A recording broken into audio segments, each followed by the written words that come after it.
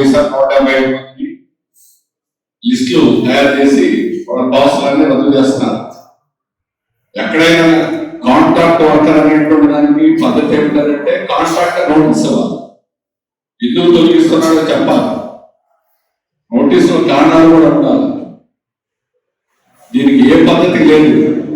అలాగే హెచ్ఓడీలు కూడా ఎవరు యాక్సెప్ట్ చేయకపోయినా ఉత్పత్తి జరగదనంటే సంజయ్ రాయ్ అని జాయింట్ సెక్రటరీ ఢిల్లీ నుంచి వచ్చాడు. 2 రోజులు చీఫ్ పని మీదే ఉన్నాడు. ఈరోజు స్టేట్ సెక్రటరీ ఫోన్ చేసి 4,000 మందిని తీసి బయట పెట్టిన తర్వాత అప్పుడు దాకా రావడానికి లేదన్న. ఈరోజు ఫ్లైట్ చేసుకొని కూడా మళ్ళీ క్యాన్సిల్ చేసుకున్నాడు. ఆ విధంగా కాంట్రాక్ట్ వర్కర్ని తొలగించడం మనం 2 నెలల నుంచి అనుకుంటున్నాం.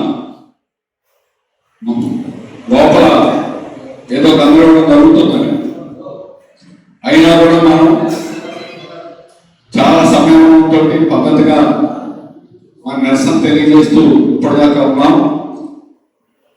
రేపు 8 గంటలకి ఇప్పుడు అన్నిటైన కూడా మాట్లాడుకోవడం జరిగింది. అఖిలపక్ష కమిటీ కూడా ఉదయం 8 గంటలకి లీడర్స్ కూడా అందరూ వస్తారు. మన వాళ్ళు కూడా 8 గంటలకే రావాలి.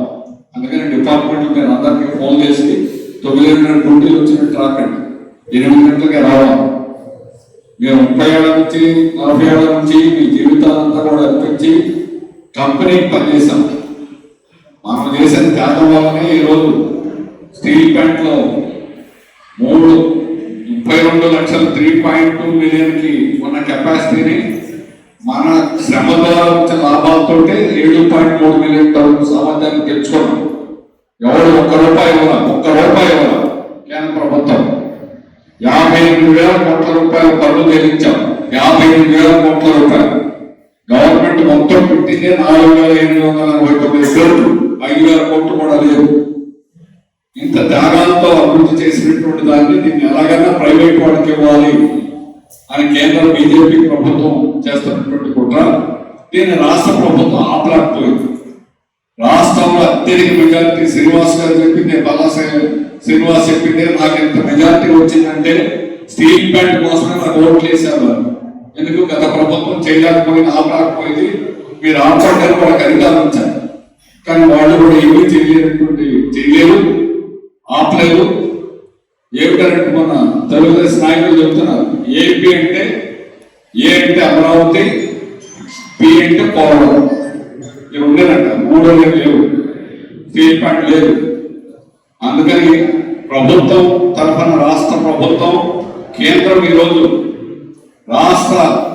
మన రాష్ట్ర ప్రభుత్వం మీద ఆధారపడి 2 సంఖ్యలో 2 కర్రలు. ఇక్కడ తెలుగుదేశం, బీహార్లో నితీష్ కుమార్ మద్దతుతో కేంద్రం సంకీర్ణ ప్రభుత్వం ఉంది. అయినా కూడా ఒత్తిడి తీసుకురాలేకపోయారు. లేకపోతే కేంద్ర ప్రభుత్వం బీజేపీ ఈరోజు దూకుడు పెంచింది. ఈ 3 నెలలో, గత 40 నెలలు ఒక పద్ధతి అయితే ఈ 3 నెలలో ప్రతిరోజు పర్మనెంట్ ఎంప్లాయీస్ 20% హెచ్ఆర్గా తీశారు. 20% జీతం. సరే మీకు 3 నెలలు, 4 నెలలు, 5 నెలల నుంచి కూడా జీతాలు లేవు. పర్మనెంట్ ఎంప్లాయీస్ కూడా ఇంతవరకు ఈ నెల జీతం ఇవ్వాలి, పోయిన నెల జీతం. అంటే ఎన్ని విధాలు పొగబెట్టి పొమ్మని ఎన్ని విధాల ఈరోజు లోపల ఉన్నటువంటి వాళ్ళందరినీ చెదరగొట్టాలని ప్రయత్నం, అన్ని రకాల ప్రయత్నం చేస్తున్నారు. అందుకని ఈరోజు ఇలాగే ఉండదు. మనం ఏమి ఎదిరిపోవద్దు.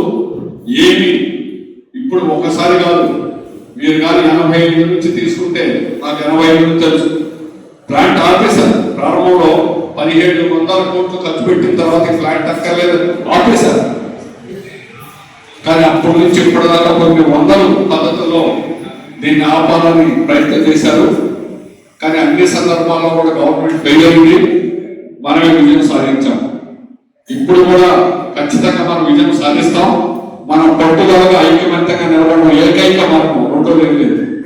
రాష్ట్రంలో కూడా యావత్ ప్రధానిగా మనకు మద్దతు ఉన్నారు. రాష్ట్ర ప్రజలందరూ మద్దతు ఉంది మనకి. అందుకని మనం ఏం భయపడక్కర్లేదు.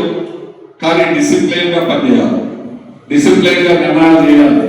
అరాచకంగా ఎవరైనా ఇష్టం వచ్చినట్టు ఎవరైనా ఉంటే మీరే లోపల కంట్రోల్ చేయాలి. ప్రతి ఒక్కరికి వచ్చి మేము చెప్పలేము. కావాలనే ఈరోజు గవర్నమెంట్ కుట్ర అర్థమైంది కదా, రెచ్చగొట్టి ఈరోజు ఉత్పత్తి ఆపారు. ఆపేసప్పుడు ఏం చేస్తారు, యూనియన్లో ఉత్పత్తి ఆపేశారు, వర్కర్లు ఆపేశారు, అందుకని ప్లాంట్ మూసేసామంటారు. తర్వాత వాడు కావాల్సిన ఇష్టం తెచ్చుకుంటారు. ఇది వాడు కుట్ర.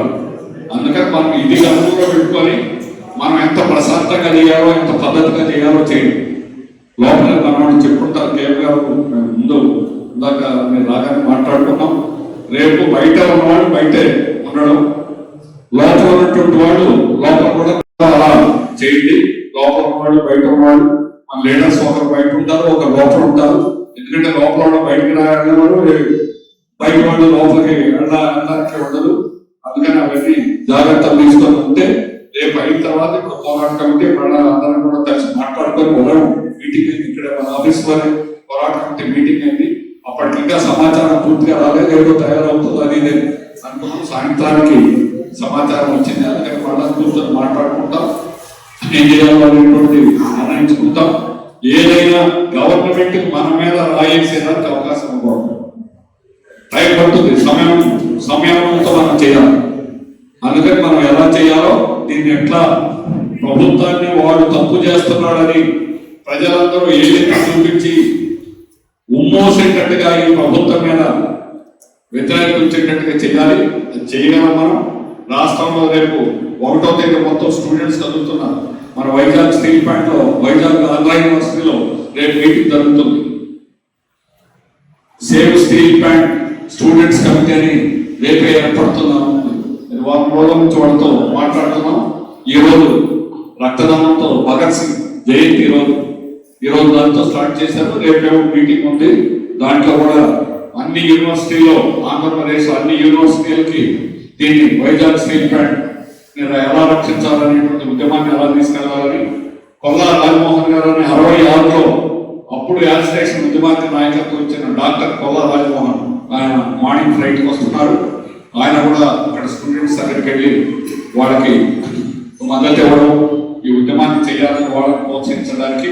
అట్లా మన ఎంప్లాయీస్, కాంట్రాక్ట్ వర్కర్ లోపల ఉన్న వాళ్ళే కాకుండా రాష్ట్రం యొక్క ప్రజలు, ఏ గవర్నమెంట్ అయినా ప్రజలు అంటేనే భయపడతారు. అందుకని ఈరోజు బీజేపీని భయపెట్టాలంటే ఖచ్చితంగా మనం రాష్ట్రంలో ప్రజలందరినీ కూడా సమీకరించేటువంటి పద్ధతులు చేయాలి. ఆ పద్ధతులన్నీ కూడా మనం చేస్తున్నాం, గ్రౌండ్ వర్క్ అవుతా ఉంది. అందుకని మీరు కూడా ఓపికగా ఎలా చేయాలనేటువంటిది రేపు అందరం మాట్లాడుతూ కార్యక్రమం తీసుకోవడం జరుగుతుంది. దాని ప్రకారం మీరంతా ఫాలో అవ్వాలని. ప్రభుత్వం చేసింది ప్రతి దుర్మార్గమైన చర్య. ఏ పద్ధతి చట్టం హైకోర్టు క్లయింట్తో మాట్లాడడం జరిగింది. ఎలా చేస్తారు, ఎలాగా, ఎక్కడ అసలు మేము వెళ్ళలేదు. ఇంత దుర్మార్గంగా ఒక కేంద్ర పబ్లిక్ సెక్టార్లో ఇలా చేయడం ఏమిటి అని ఆశ్చర్యపోతున్నాను.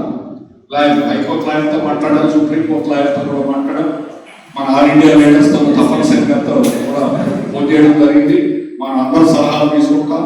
ఓపిక ఏం చేయాలనేటువంటిది ఒక నిర్ణయం తీసుకొని వెళ్తాం.